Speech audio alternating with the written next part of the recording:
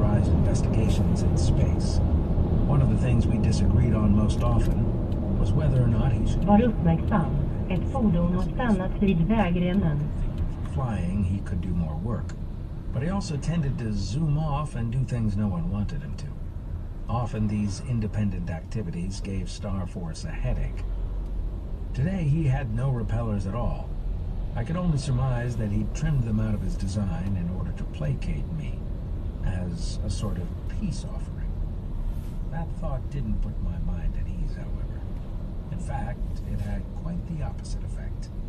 When dealing with Marvin, I knew that the more cooperative he was at the beginning, the more I was going to have to pay at the end of the exchange. Jasmine closed the bathroom door and fired up the shower.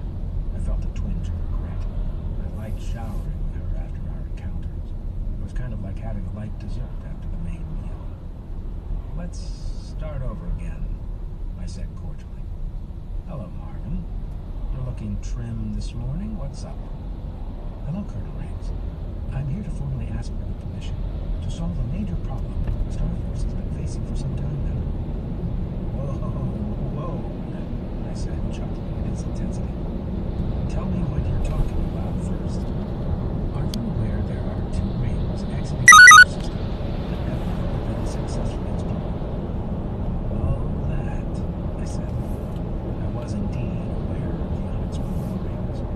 Thor had 3 rings we knew of. One led to the Eden system, and we pretty much controlled that one for now. We had Welter Station, a giant fortress in space, sitting right next to it on the Eden system side. The other 2 rings were more mysterious.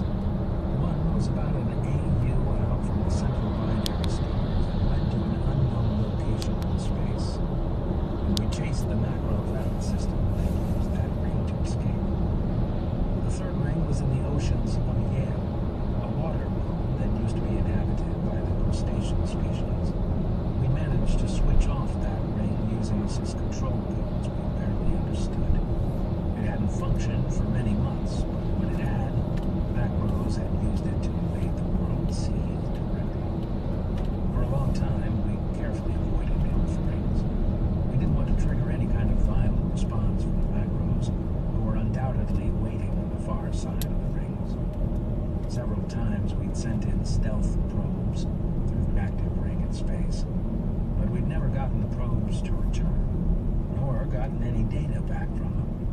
It was as if those rings transported anything traversing through them directly into the heart of a black hole.